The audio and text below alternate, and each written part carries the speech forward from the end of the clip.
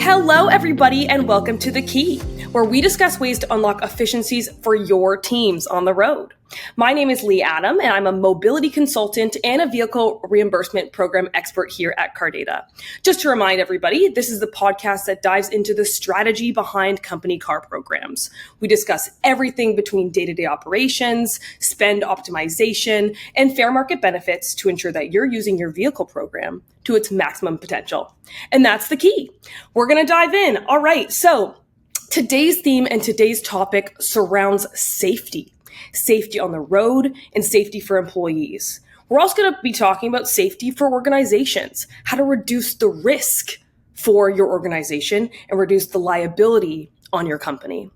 Today, I'm joined by Jeff Condron, Senior Sales Solutions Engineer at the leading safety data provider, Samba Safety. Jeff, it's so great to have you here today. How are you? I'm doing fantastic. It's a pleasure to be here. Awesome. We'd love if you could take a couple minutes just to introduce yourself and Samba Safety. Yeah, of course. So I'm Jeff Condron. I'm a solutions engineer here at Samba Safety. And at our core, what we do at Samba Safety is really we're a data company. So our goal is to really help organizations understand their mobility risk, the risk that stems from employees who drive. So we offer cloud solutions that procure, aggregate, and analyze numerous sources of driver data and allow those organizations to make decisions around the drivers easier. Who should be driving, who should be taken off the road, any kind of training that may be needed or required. Awesome. Yeah, I mean, it's a really unique perspective that you bring, understanding that you have a lot of visibility over some of the challenges that exist in the space. You yourself and your experience in your software as well have the ability to reduce visibility gap, but also allow a lot of people to make great decisions.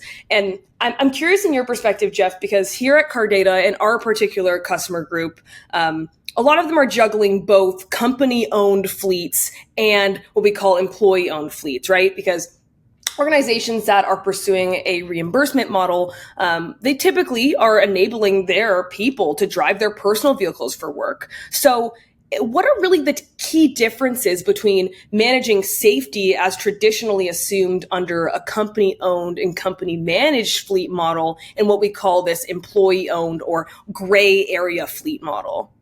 Yeah, it's very much the gray area. We call it here, we call it the gray fleet, right? And it's an interesting word because it definitely can lead to blind spots. I think traditionally with a regulated fleet or an owned fleet, there's a lot more controls in place. There's investment into an asset.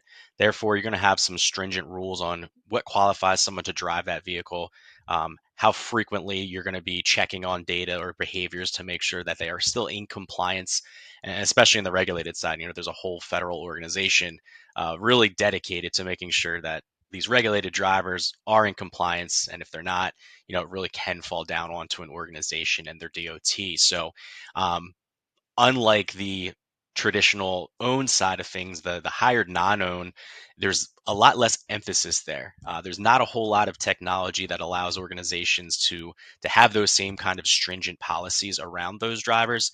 And sometimes it's not even the lack of technology, it's really a lack of education around why it's important to have those types of things. I've come across some organizations that don't consider that part of their fleet as high risk because they don't necessarily drive for a living. They might be getting from one place to another, but their actual job requirements fall outside of a driving role in particular. And since those drivers aren't usually covered from an insurance perspective, a lot of those times those drivers are going to be some, personal lines of insurance. I'm guilty of it too. When you shop around for personal insurance, you're usually looking for the best deal and not necessarily worried about the coverage. So if something happens with those drivers on company time and they have that cut rate insurance policy, that's going to fall back onto the employee. So it's obviously a different animal, but it's just as important because, again, the goal here is to make sure that there's as limited a number of blind spots as possible and that we're understanding that risk, whether it be in a vehicle, what we own, or it's someone who's driving their personal vehicle. Right. Yeah. And you brought up some really good points. They are somewhat two unique entities that kind of need to be managed with understanding what makes a company owned and an employee owned fleet different. But I think the landscape is changing. A lot of companies are pivoting towards the employee-owned model because there's pressure for capital cost reallocation and to reduce cost, and they want to enable employees to have some sort of equity, right? There's a lot of push towards personal vehicles, and as you mentioned, a lot of people aren't thinking about it necessarily in the same way. So in your experience, I mean, perhaps you can share some statistics or your any of your particular pieces of information about kind of the risk associated with, what's the concern of not looking at your employee owned fleet from the perspective of safety? Yeah, absolutely. I mean, certainly some statistics out there that we have a lot of employees that fall, or a lot of clients that fall into that model, right? We're not just Mm-hmm. looking at regulated drivers, so we have some statistics that we can pull. And as I mentioned, we unfortunately have seen, not necessarily clients of ours, but maybe after the fact, seeing those types of things happen, especially with the insurance side of things, where a company is kind of reacting to a liability claim that, you know, was the blind spot moving forward, for them, before they moved forward with getting a little bit more control over it. So, I mean, if you can imagine, right, there's definitely going to be a percentage of drivers out there that are in the regulated space that are driving these company-owned vehicles, but we all have personal vehicles to get from to and fro when we're not working, right? So there's Mm-hmm. there's Yeah. inherently just more vehicles of that gray fleet out there. People that are driving their own vehicles. They're not necessarily semi trucks, but sedans, pickup trucks, things of that nature. So just percentages of that, the probability of someone that's going to be involved in an accident, it's more likely than not going to happen in one of those vehicles. And when we are looking at it from a perspective of the driving for work or during work hours, those light duty sedan types of infractions that come through, that they're more frequent for the same reason. So it's not even necessarily the crash, but the people that are getting the speeding tickets, getting the having the license issues, and in any given fleet, regardless of the mix of drivers or vehicles, typically we're going to see around 10 to 15% of drivers that are out there on the road will experience one or more infractions on a record in a given year. So again, being pulled over, having a license issue. So the numbers kind of speak for themselves. It's not a singular area where we can focus on and say this is the highest risk group. We really have to expand that and look at all of them and just use those statistics to our advantage, right? If we have a large number of drivers in that gray fleet, it almost becomes a matter of when, not if, there's going to be an issue with them down the line. Wow, that's a scary stat. I I mean, know. that's scary. I think a lot of people in our community would be surprised at that. They would be surprised because the perception around fleet management for a non-owned fleet and an owned fleet is vastly different, as you mentioned. Like, some people don't even consider these cars as a piece of their fleet, but to share an anecdote from our end, a lot of our partners, they have very high mileage drivers.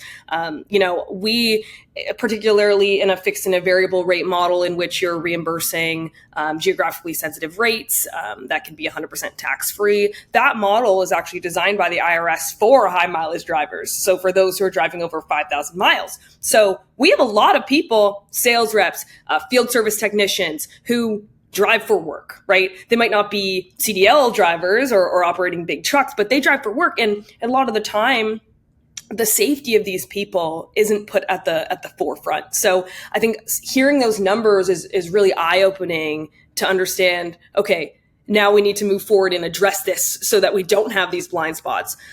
So Jeff, from your experience, what are some common mistakes that you see companies make when it comes to fleet safety?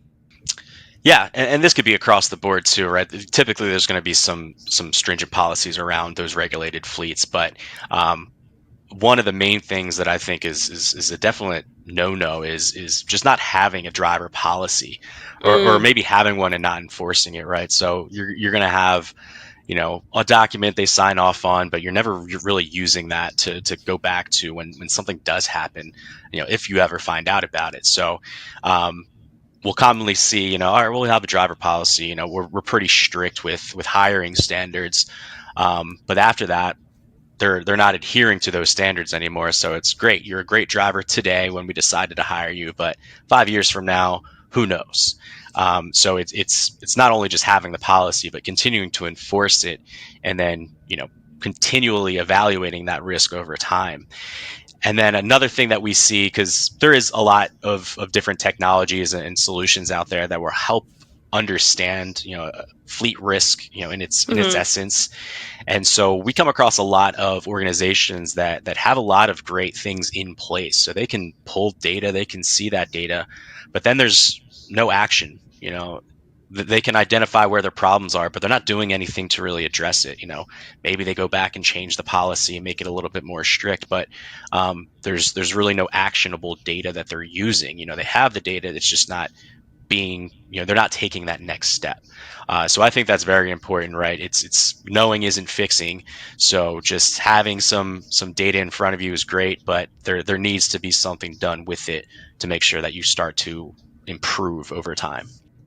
That's such a good point. I really want to dive into how to action throughout our conversation, because I think for our audience is going to be really important to have some great tools and how to get past that, right? Because data is one thing, but making decisions with data is the next. I'm really curious to hear if you have anything you can share, any anecdotes or any personal experiences that you've had where you've seen a mistake happen, or you've seen a mistake corrected, so that our clients and our prospective clients can recognize some of these behaviors and make adjustments. Yeah, I mean, just the ones I've thrown out there. Yeah, I mean, we've come across plenty where we take a look. A lot of the times we'll say, do you have a driver policy? Let us take a look at it, and then we'll go back and we have a sample. Obviously, we can share. It's kind of some framework there, and usually it's not advanced enough. There's not enough in there to really get a good understanding. So, plenty of clients we've helped with that, and some other things around that too, because I think the problem with the policy is there's some fear of actually enforcing it. So we've onboarded some clients, and it can go both ways. Sometimes it's great. So I recently was on a project where we brought on a client, had over 10,000 drivers, and they were just fearful that when we get some returns back on some of this data, that they're going to have to fire half their fleet, right? Or they're going to have to take half their fleet off the road. And it was actually very much the opposite. They were shocked that, they were in such a good place with only a handful of drivers that really needed to have a closer look at that. And then maybe some false bravado with some others on the other side of that. So people having confidence to the sky with getting their drivers in, waiting for that data, and then they realize, this is a lot worse than we thought. So it can go both ways, but I think the key there is just, that's the knowing part. All right, we have that line in the sand now. We know where we're starting from. Now we can start to build on that, get better, and identify where we need some work, and the drivers that may need some work. So that's always, again, it could go both ways, but it's always it's great to see that the light bulb goes on. Not only just from the implementation part of it as well. Another another thing that just kind of makes me enjoy what I do, and Hmm. what we do here at Samba Safety is how having that light bulb go on, and it could be during a sales cycle. We've as I'm part of the sales team, we get a lot of pushback. There's people that don't want to talk to us. Maybe they're set in their ways, or they just don't want to waste their time on a sales call, and we get that. So we understand that pushback when it happens. But we recently had a guy, and he was not having it. He showed up and he was giving us the hour to kind of do our thing. He probably had about 1,000 drivers, mixed fleet, maybe half owned vehicles and half non-owned. Hmm. Um, and about halfway through the the discussion, the light bulb goes off. Right, he became our biggest fan, our biggest supporter. He was asking questions, making sure that everything that we were talking about, he was just connecting the dots with how he's currently doing things, how it would make his life easier. So that's always the end goal for us, is connecting those dots and making sure that the value that we're showing is resonating. So that can happen, again, during a sales cycle, during an implementation, months down the line when they've really seen some positive outcomes with what we're able to provide.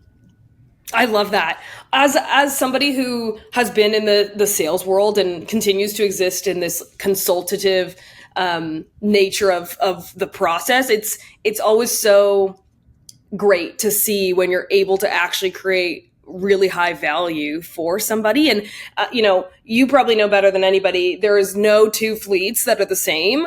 Every single company is different. You mentioned this guy had a split fleet. Some people are 100% Toyota Camrys. Some people are 100% Lexuses. There's some companies that have mixed owned brand, but then we've got some companies that have 100% personal vehicles. So the way that they operate is different, and that's why understanding what's important to them and their goals is so important for us as a company, because there's no program that is the same. And understanding that and what's important is how you get that light bulb to go off, right? Because your solutions provide value for somebody, right? In the context of a business. And so that's why it's so important to understand what's important to your partner, whether it's reducing data gaps, or if it's simply giving them the tool to address their challenges easier with a lower burden. So it's very interesting that you bring that up, because I think that's a really similar and shared value proposition between our organizations. Now, Jeff, I want to dive into strategy, because we've talked a lot about why this is important. We've talked about reducing risk and reducing blind spots. But let's talk about the tools to do that. So us at Cardata and Samba Safety, we have a partnership, which is excellent, where we leverage Samba Safety. You're the leading data provider to be able to provide driver safety solutions to our partners. And one of which includes motor vehicle record checks. So MVRs and MVR monitoring. So would you be able to take a couple minutes to explain what that tool is for us, please? Yeah, absolutely. So as you said, motor vehicle record and MVR, it's essentially going to be that driver history report. So there's information around an individual's license, past violations, suspensions, endorsements, all that good stuff that you can find. Each state houses their own MVRs, so it's really like a DMV level thing, and they're typically maintained at that level as well. So we provide a network that connects to all 50 states. That allows our clients and other organizations to pull MVRs on behalf of those individuals, just to do that pre-hire check, or that annual check that we commonly see. What we've expanded upon that ability to not only pull the records, but we have this way of doing a continuous monitoring solution. And what that essentially allows us to do is continuously check that record at the state level, again, all 50 states, regardless of where an individual may be located. And that allows us to detect negative changes. So our system allows us to notify our clients that one of their drivers has a new infraction or has a license status change. And that way we send the alerts out, and they can take that next step, not only just get the alert and look at it, but hopefully take a next step. But obviously that is reducing what you mentioned, the visibility gap. In between MVR pulls, a lot can happen. So our goal is to reduce that visibility gap and make sure that organizations and people at organizations are aware that their driver now has something that might need their attention. It could be minor. If it's minor, it's still at least something that can be addressed through a training or something along those lines. But if it's major, obviously that's going to help them address it immediately, take a driver off the road, perhaps dismiss the driver, whatever it may be.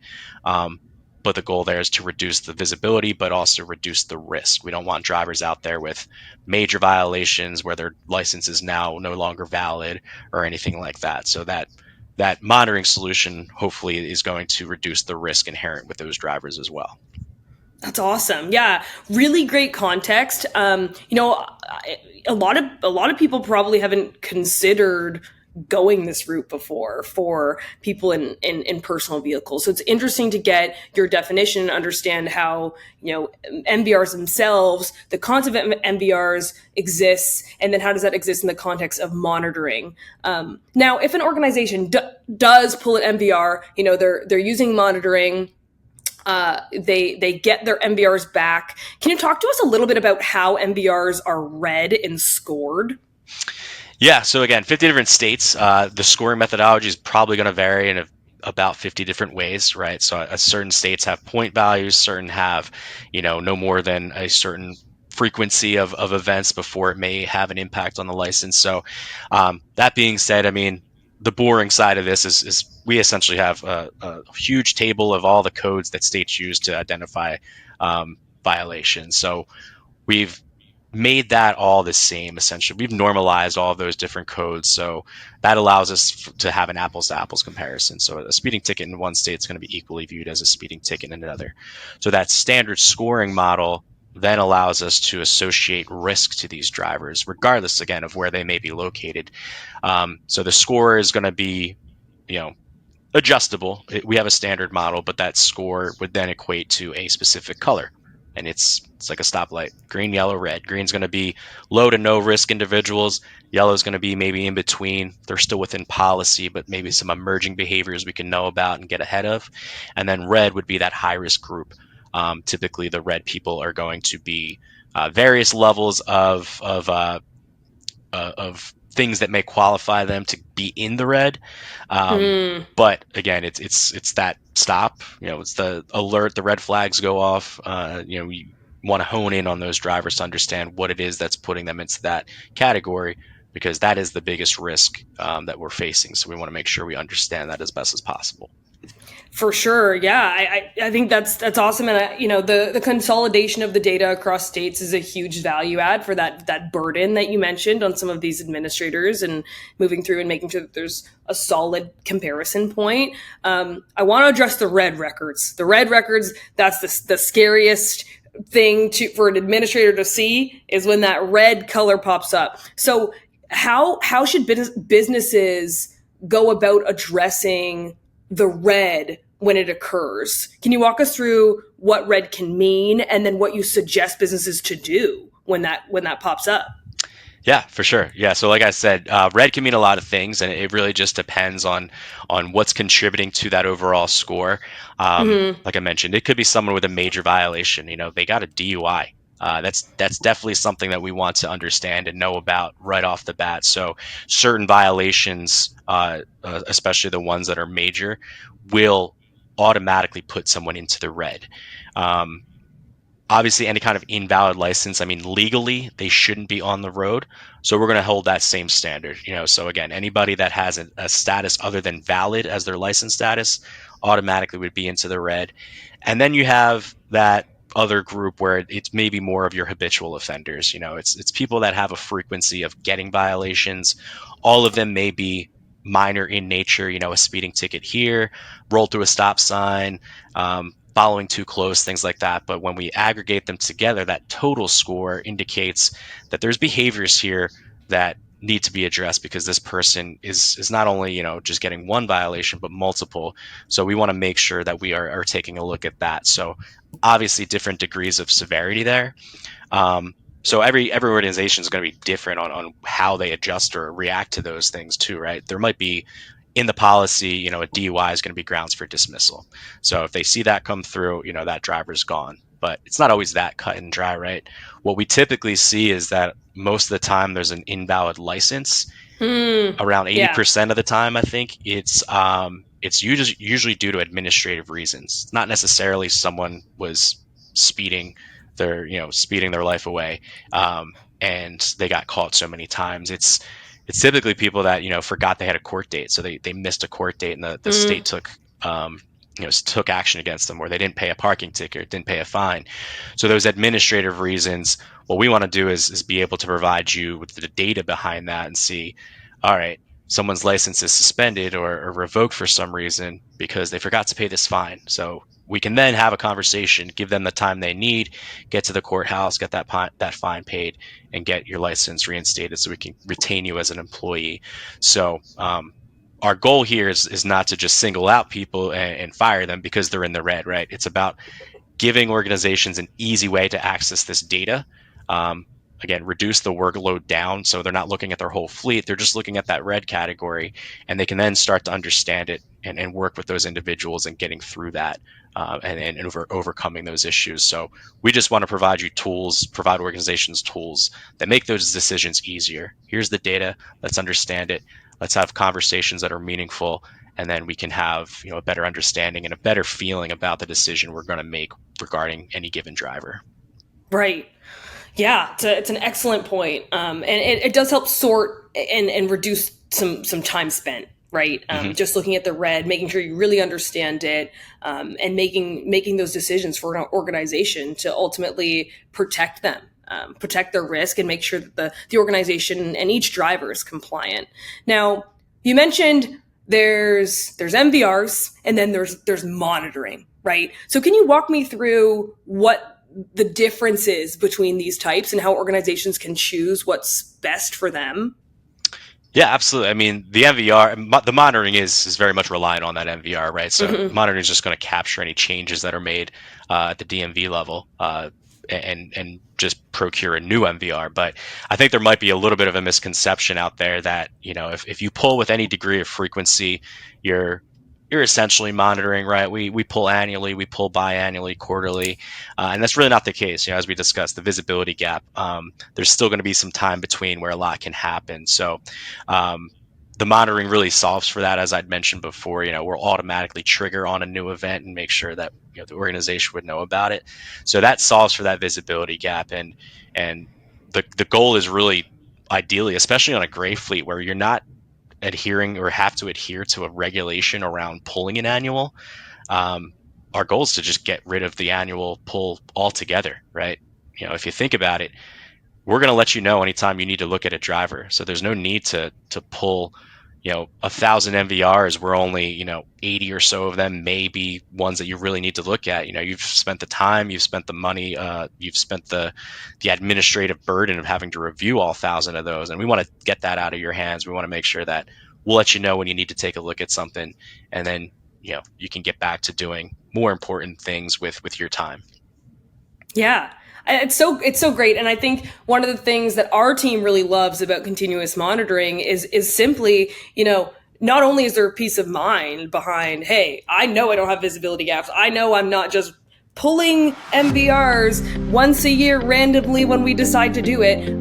But also there's a financial benefit most of the time. You mentioned 10 to 15% of drivers are experiencing an infraction. And with continuous monitoring, sure, you could go in and you could pull a group of MVRs, but there's an activity element there, right? So if there's no activity, an MVR isn't pulled, which can save organizations quite a few dollars, especially in those states that have higher state fees, because every state is different, right? So I think for a lot of organizations, not only is there the benefit of that increased visibility, it's just more cost effective sometimes to pursue a motion that doesn't require you to pull 1,000 MVRs every year.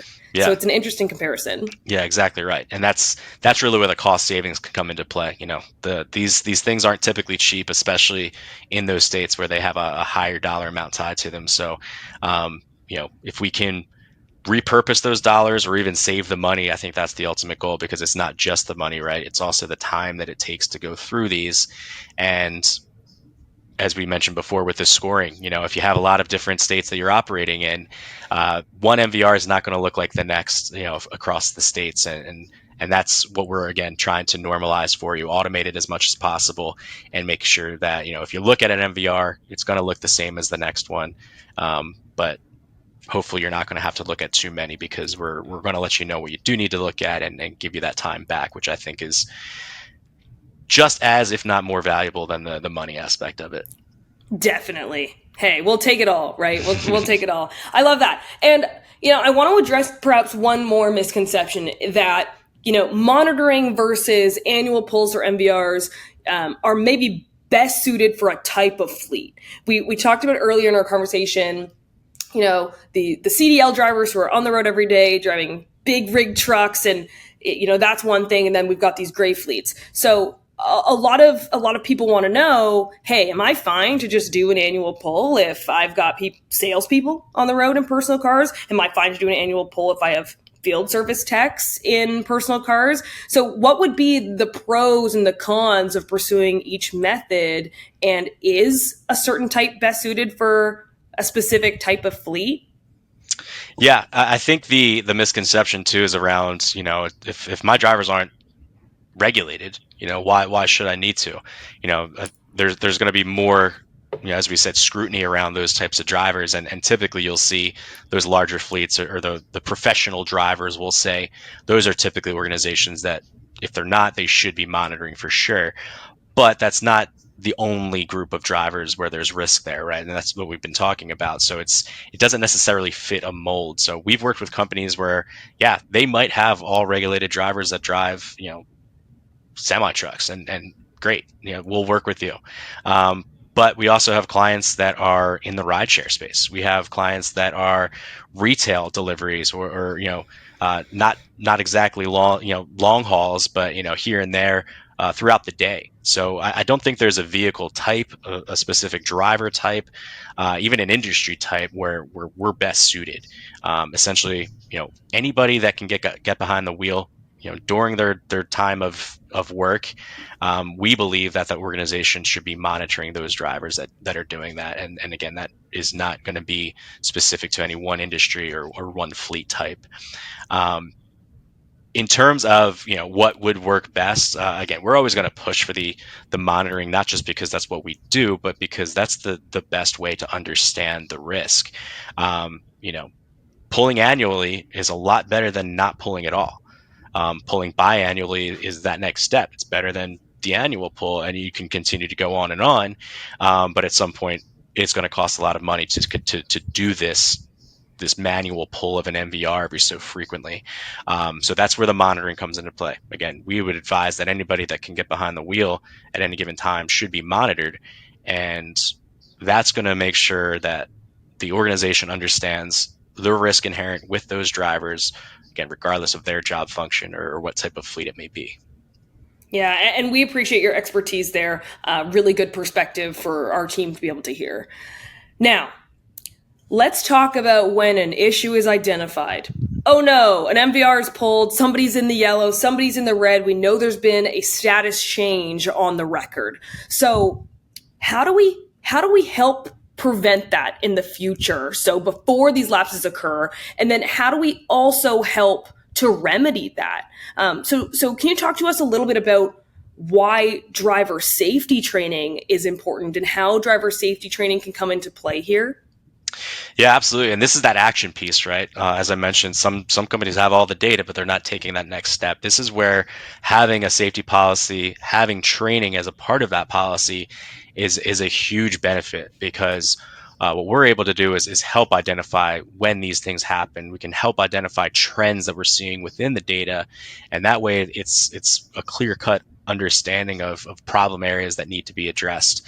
Um, we take a 3 pillar approach, I think we call it, with our training, and obviously it's going to be onboard training, get people up to speed with what's expected of them within their role, and ongoing training.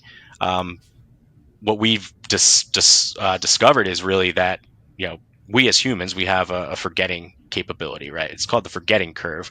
We're presented with information, it's only a matter of time before we tend to let that slip a little. We forget it entirely. So it's the same with any kind of training. So the degree of frequency we train will help us retain that information. So ongoing training, whether it be monthly, quarterly, annually, just help reinforce some of those basics and those takeaways to make sure that our drivers continuously have that in front of their minds.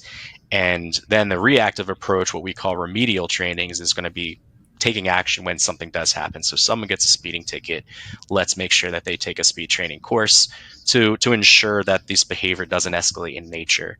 So that's what you're talking about, right? Something's happened. Let's change that before, and hopefully prevent it from being a more serious issue down the line. So I think when we think of training, a lot of the times it kind of falls into that last category. It can be seen as more of a punitive thing, where something bad happens, so we're gonna have someone take a training and they get all bent out of shape about it. And I don't think it's necessarily that, or it should be looked at that way, because again, if we're making the investment, the goal here is to educate and reinforce those safety practices. So it's for the well-being of the individual behind the wheel. Obviously, there's going to be some self-service there with, we're ensuring that they're performing well while driving, and that's going to reflect well on us, hopefully.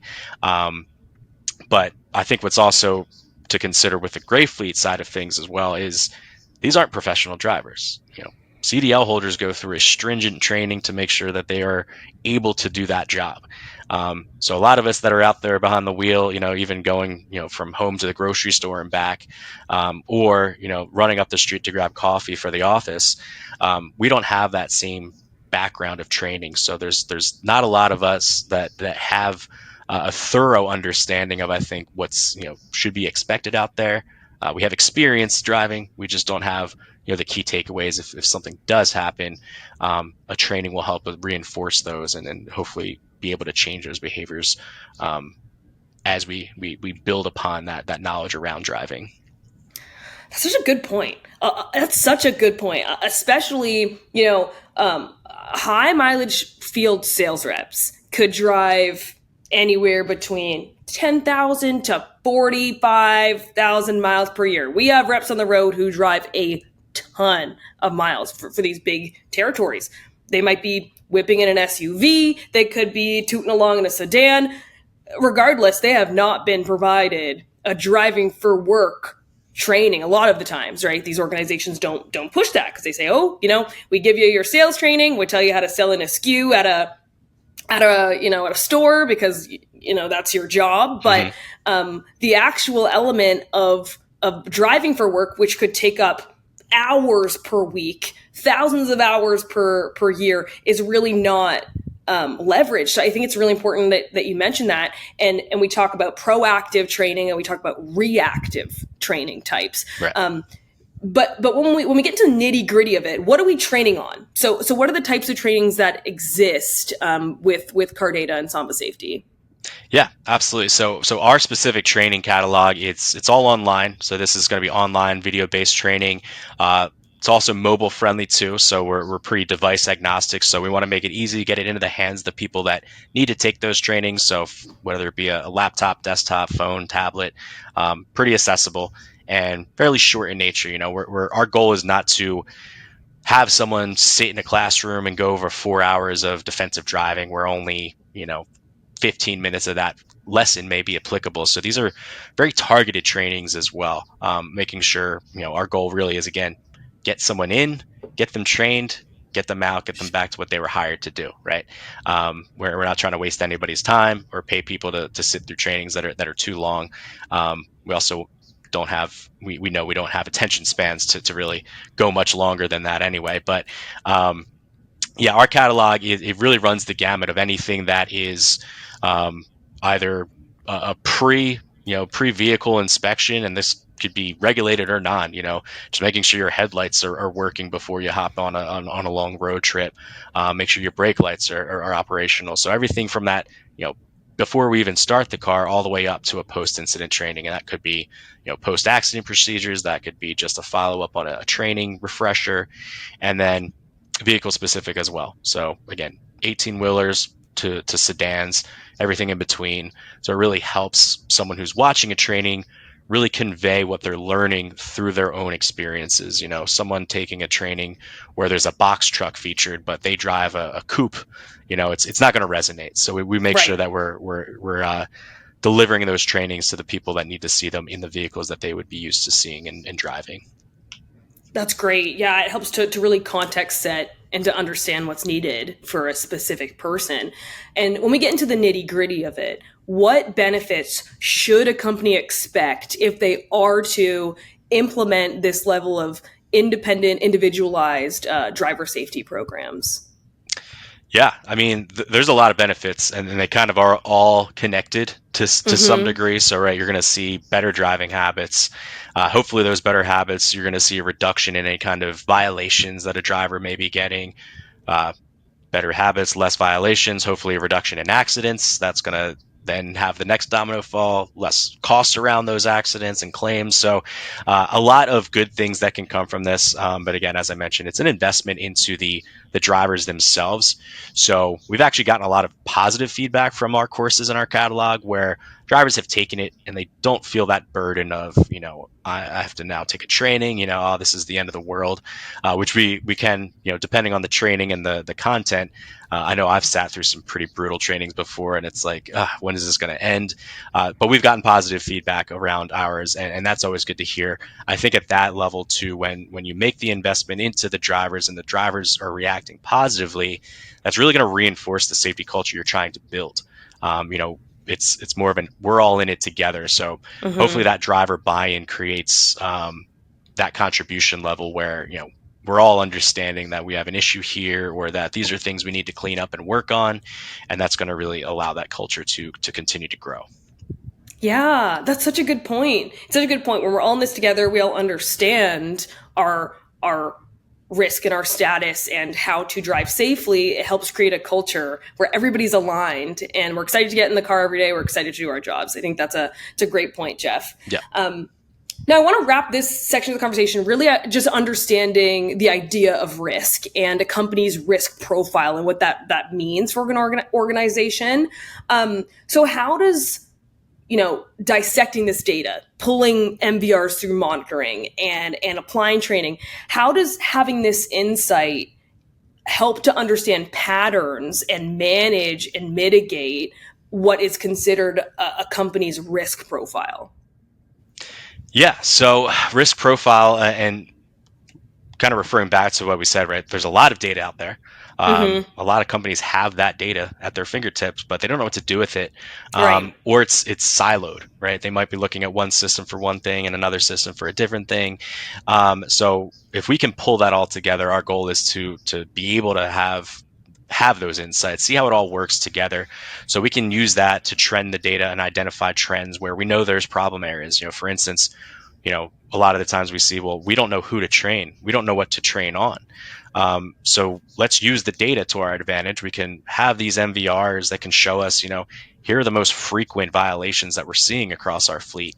We should definitely get a training around that problem area. So it helps us identify, the who and what, right? So who should we train? What should they be trained on?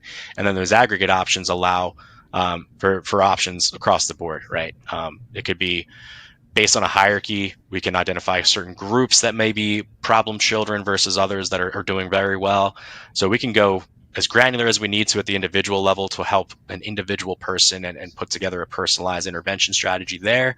But we can see it across the board as we aggregate up to the group levels, the location levels, whatever it may be, all the way to the org-wide level, just to understand all of that. And the more we can understand that, the better actions we can take. And I know that we recently did a risk study, and definitely positives that can come from having training.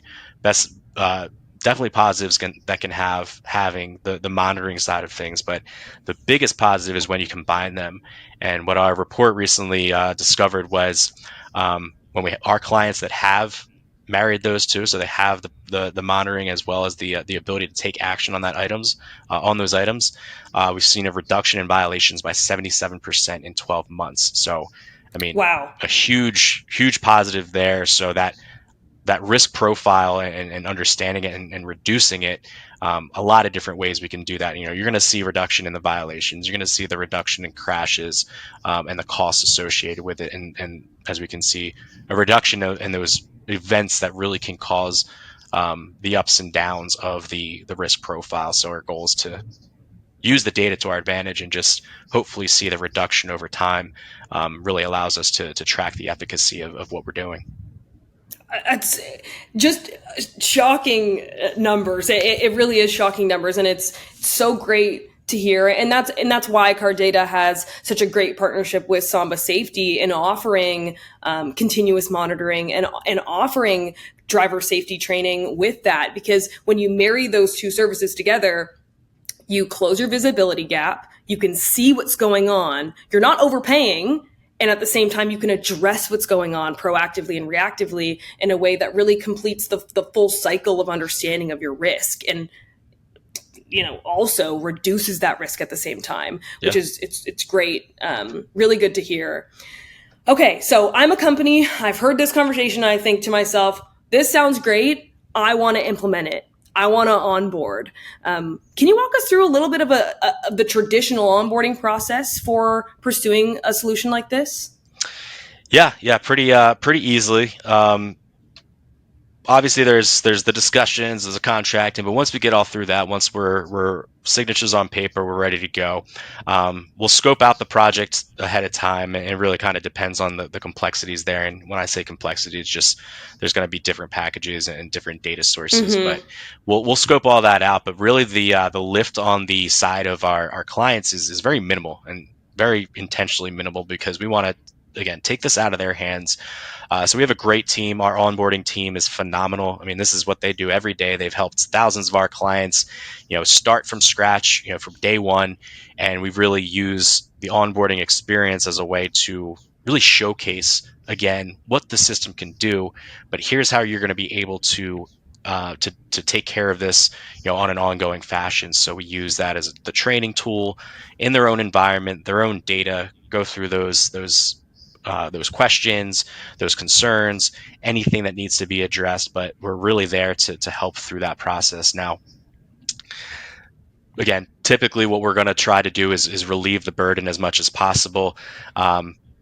Usually the biggest hurdle that we see is going to be around the driver data, and essentially what we're going to need is a roster, right? So we're going to need a Mm-hmm. roster to use to enroll people into monitoring, and it's the same type of data. If anyone's familiar with pulling an MVR, those data points: first name, last name, license number. But we provide a template, capture all of that in one document, and we can do a bulk upload. And again, we'll walk through that just to make sure the system is the way we need it to be, with the group, the structure, the drivers that need to be in there, and the onboarding team does a great job of helping out with that. Um, Yeah. few other things I'll just point out, just so everyone's aware, is that, again, always talking about these different states and the different nuances at each. But Yeah. there are a few states out there that are requiring a little bit of additional paperwork. But again, we provide all that paperwork. We really only need a few signatures, and we'll run with it from there. So we'll take care of getting it off to the state, making sure we get the approvals needed. But really, from a setup phase, it's really not too long of a time frame for us to get an account up and running, and getting those drivers in. Again, we'll work with anybody on their timelines, and then making sure that we're here as a resource if there's any kind of questions that come up, or any kind of issues that maybe a prospect or a client may be having. We're jumping right in to help them through that. And I've been a part of a lot of implementations, just because we do have the emphasis of not only seeing a client through a sales cycle, but also seeing them post sale, and making sure that there's transition and there's familiarity there, and making sure that we're continuing to guide this customer through their own journey.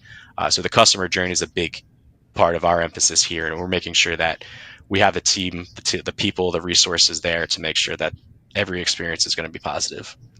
Yeah, it's so great to work with you and your team, because at Cardata we have such similar philosophies in service, and because of our partnership, that process is it's so easy for our team and our partners, because we have the ability to support them in a singular motion and getting them uploaded not only to Cardata but also in the driver safety solution powered by your team. So making sure the drivers are all loaded at once, having a very, very seamless experience working with, the Sambas from a data perspective, and also working with our customer success managers to make sure that their roster is exactly as required, that they're set up correctly in both systems, and that everything is running really smoothly. And the seamlessness of our partnership is really helpful for the team and reducing that burden.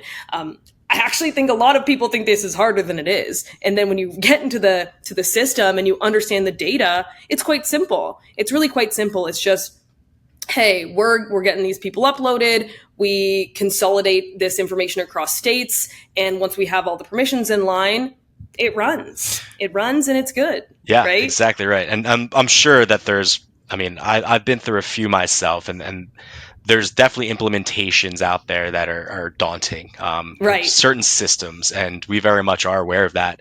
I've been on the receiving side of it. I've been, trying to get something up and running internally, and it's, we have to abandon it. But our goal is to make sure that that doesn't happen. So our implementation phase and period is typically very streamlined, very very smooth, because we want to make sure that we're providing value from day one. So as you're saying, if you're buying a solution, we don't want to have to wait 3, 5, 6 months before we can deliver value. So we want to do that right away. So we make it very easy to just get it up and running and get started, and then we can continue to build from there. So we're that's our goal. Deliver. Working with you in Cardata and delivering value from day one, I think is more valuable than this advanced and complex project that's gonna cure everything. Let's build to that point for sure, but it doesn't have to be. We don't have to boil the ocean, as they say. I'll use a sales cliche. It's a good one. I like it. Yeah. So it's always good to have that as kind of a value that we rely on to make sure that these implementations, these onboarding cases are handled quickly and efficiently to make sure that that value is there from day one. Yeah, it's a great point. Now, at Cardata, we work a lot with cross-functional leaders. So, to give you an example, sometimes, there's an HR team who's managing reimbursements in-house, or they're managing car allowances before transitioning, where, everybody might get $600 a month, and then they transition to Cardata and they're going to a reimbursement model. And so we work with HR, and then they got to pull in the sales leaders because they manage the drivers, and they've got to pull in finance because there's a cost savings goal here with regards to taxation. So if we're speaking with internal leaders who know they have to go through multiple internal stakeholders to get this across the line, what advice do you have to them in moving the needle internally? Yeah, we've certainly had that experience. We've certainly heard that before too. And my advice would just be, if you're interested in us, lean on us, right? Again, we've had these conversations at different levels across different organizations, different industries. So we get it that it's usually more of an internal battle than it is, whether they like a solution or not, right? That's the easy part. It's more getting that buy-in. So, we have different resources that can certainly help stakeholders or anybody kind of push this up the ladder to understand our solution. So there's going to be obviously some white papers. We have case studies. We have one-sheeters that'll just help provide some educational value. We're obviously always happy to chat through any questions, concerns. We can demo our platform in case people need to see it. We've done whiteboarding sessions if there's complexity there and we need to figure out what systems are going to talk to which. We can walk through all of that, and then we're also more than happy to do any kind of proof of concept just to show that this works. Let's use your data, or do any kind of return on investment calculations, modeling. We have a lot of creative ways that we can show that value and just show that this can be a repurpose cost, not necessarily a net new. As we talked about, if you're currently running annuals, you're already dedicating X amount of dollars to that. So let's see what this could look like if we repurpose those dollars and provide you a more valuable solution around this. So take advantage of us. If you're having those battles internally and you're trying to get this up the ladder, certainly lean on us. We can provide you with what you'll need to get it going. Yeah, such a good point. I think there's maybe, we've talked about a lot of misconceptions during this chat, but I think a lot of the time, internal leaders and internal change makers can feel this pressure to do everything by themselves and to be an expert, especially in our line of work, in doing transitions sometimes from company-owned fleet to employee-owned models. I think there's a lot of pressure for people to feel like they fully understand everything in the IRS code, in mileage regulation, in reimbursement. And I always encourage our partners to take a deep breath and to trust in our partnership that, that's what we're here for. And we want our partners to understand through and through. We're fully transparent. We provide full access to information. We want our people very, very much so to understand the complexities.